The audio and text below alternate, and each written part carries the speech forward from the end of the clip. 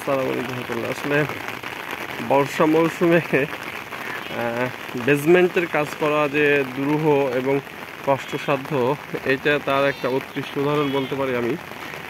কারণ যে আমি ব্যক্তিগতভাবে স্ট্রাকচারাল ইঞ্জিনিয়ার হিসেবে আমি সর্বত্রই নিষেধ করে থাকি যে এই আমাদের দেশে সচরাচর যে জুলাইয়ে ম্যাক্সিমাম বৃষ্টিপাত হয়। হ্যাঁ, যদিও এখন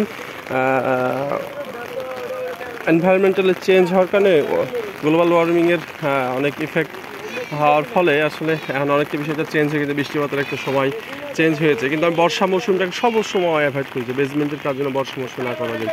এই যে এখন দেখেন বেসমেন্টের কাজ অনেক হচ্ছে, মাটি কেটেছি, মাটি কেটে আবার কী হচ্ছে, আবার ভরাট হয়ে যাচ্ছে। ঠিক আছে, তাহলে আমাকে কিন্তু সেখানে সেমি বেস করতে হবে। ঠিক আছে, তাহলে কীভাবে সম্ভব? পাইল ক্যাপ করাই সম্ভব হচ্ছে না।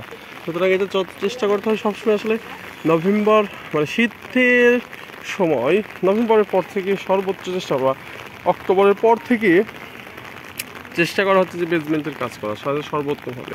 ওই পাশটা দেখে খুঁড়ে আবার ভরাট হয়ে গেছে, এই পাশটা খুঁড়ে ভরাট হয়ে গেছে। এটা আসলে সেই বর্ষা মৌসুমে বেসমেন্টের কাজ না করাটা হচ্ছে সর্বোত্তম বুদ্ধিমানের কাজ হবে।